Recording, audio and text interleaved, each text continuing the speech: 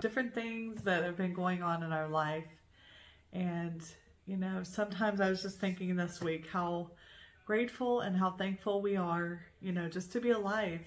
And we should celebrate that each and every day, being thankful. But this week, our community, our town, we were actually had a couple of tornadoes in the area. And so it's been kind of a different kind of week for us. And I've been feeling a little behind because of it.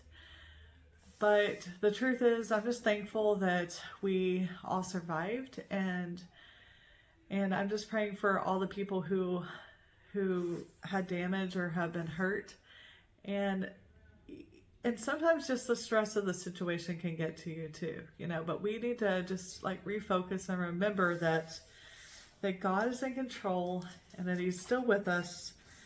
And I was just reminded of the verse where it says in Matthew 11:28,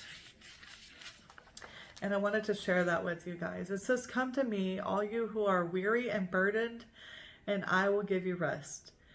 Take my yoke upon you and learn from me, and I am gentle and humble in heart, and you will find rest for your souls. For my yoke is easy and my burden is light." Jesus wants to help us through all of our struggles. He wants us to turn to Him. And when we're going through hard times, it's time for us to lean on Him. We should be leaning on Him every day. We should be trusting in Him and walking with Him. And this week, I've just felt like I needed a little extra rest. And yesterday I wasn't feeling my best. And I decided I was going to go to the gym anyway. And I pushed through it. But then, I was like, maybe I need to take a nap one day. It's okay to kind of recuperate from everything that's been going on, and just really look around us and be thankful for the things that we do have, and be thankful for the people that we have in our life, our friends, our church community, and our family, and that we can reach out to each other and help each other through any times that are difficult.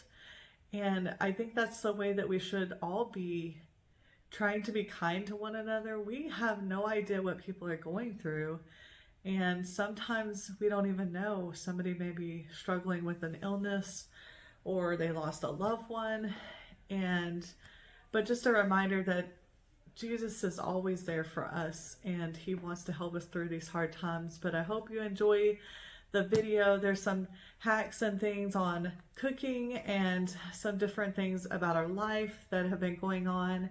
And hopefully you'll just enjoy the video. Thank you. Hey, it's Rebecca with Total Life Hackers, and I was thinking that I would share this recipe with you because it's pretty quick and easy and very tasty. And so that's what our life is all about. We're trying to do things simple, healthy, and just give encouragement to other people out there to do the same thing. And so we're going to make meatballs basically, and I'm going to start, it's a low carb meatball because we pretty much mostly, well, at least I eat a low carb diet. My family, pretty low carb, ketogenic diet. Anyway, I'm going to use some of these pork rinds, and I'm going to put them in the blender.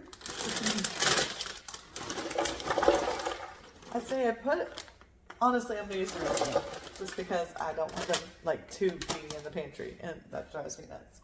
Anyway, so it's probably about 1.5 cups, but whatever you have left, whatever you decide, it depends on how much meat, but I mean, it's not going to make that much of a difference. So I just put it in this blender, but I know it'll work well in any blender. It doesn't really matter. So just blend it up the best you can.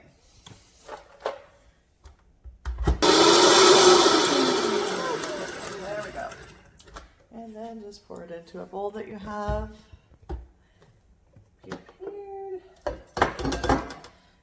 Have to get something out because the fats make it. Oh, I'm getting the pork rinds out, and I'm just going to dump them in. It makes about maybe a cup, maybe 3/4 of a cup. It's not that much. 3/4 of a cup, half a cup, whatever it is you got. I'm going to put 1 pound of hamburger meat in there. I'm using 80/20, but honestly it doesn't really matter. It's just a matter of how much meat do you want left at the end of it? You know what I'm saying? I find that one works the best. We need protein, so that's what we do. And then I'm using garlic powder. I just sprinkle it. I don't measure. You know, you can do it however you like. You put whatever seasonings you want in there. You can even change it up to like make it a barbecue one, or and put like smoked paprika in it, or you can make it a little spicier. I'm making kind of like a Parmesan Italian meatball basically. So Italian seasonings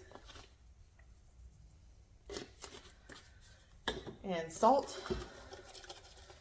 I use pink Himalayan salt. I don't honestly, it doesn't need a ton of salt because the Parmesan cheese that I'm going to put in here also very salty, so is the pork rind. So, you know, it depends. We like a lot of salt, so you can put pepper if you want. I'm skipping that this time.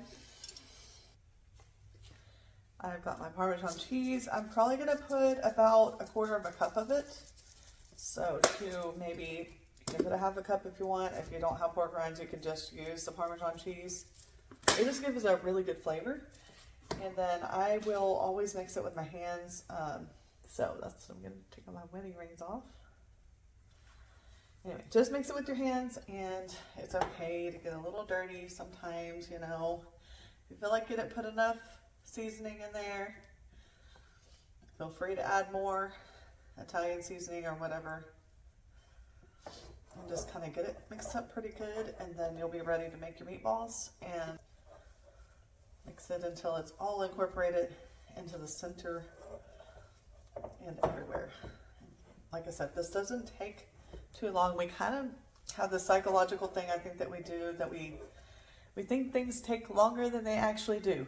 We think the fast food line is going to be faster than us making food at home.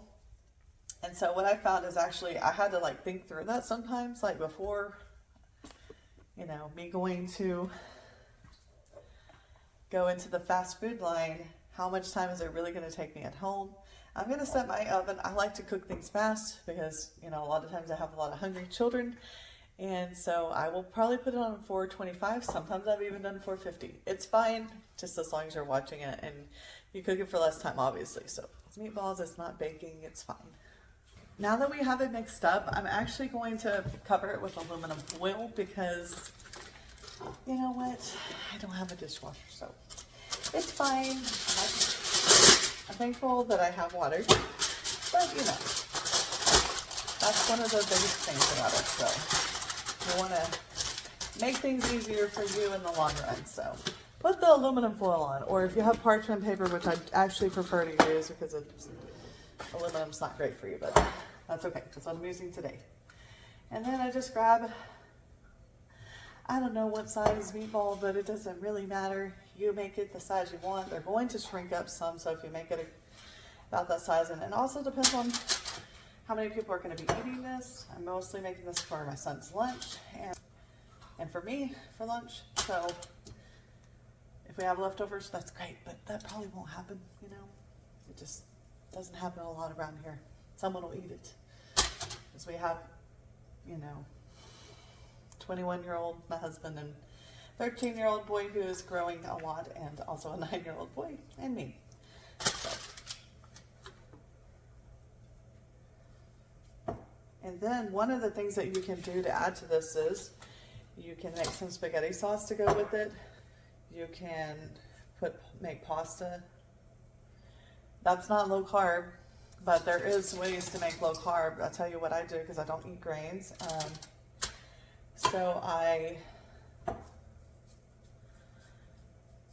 typically will slice up a squash, like yellow squash or something like that, and then put the pasta sauce over it. That's what I tend to do for my, you can make a gravy and have it over rice. You know, that type of thing. If you're looking for fillers, that my son, he needs carbs, so because he works a very physical job, and I'm not saying that you have to do that, but he needs that. He feels better, and that's what he does. And then for me, I'm actually just gonna make like an Italian, like a cucumber, red onion, and tomato with like a vinaigrette on top, you know, just to go on the side because I really like that. And it's kind of like an Italian inspired. You can put some goat cheese in it if you have it. If you don't, which I don't have any today, but I might sprinkle a little Parmesan cheese. Honestly, white, like white vinegar, or if you have some vinegar that maybe is from like the pepperoncinis, you can add pepperoncinis in there too. But if you have that vinegar left over, you can make a really nice dressing that has good flavor. Just add Italian seasonings, garlic, maybe a little bit of stevia or sweetener, whatever you want to use, and then you have something pretty good to go. Now that my hands are clean and my meatballs are all made, and I'll show you what they look like. Here they are, and we're about to put them in the oven at 425, and they should be done anywhere from 15 to 30 minutes, depending on what temperature you set it at. Into the oven we go. You enjoy this and you try it at home. It's a really great meatball, and I promise you can make double the batch. You can triple it and you can freeze them up, and that'd be an awesome, easy way to make a dinner later on. Meatball subs, whatever you want to do with them. They're very versatile, and I feel like this is so much better tasting than the ones that you get in the package. I mean, no telling what's in them, honestly. I had like, what, 5 ingredients? You know what's going in your food when you cook it, so just keep that in mind.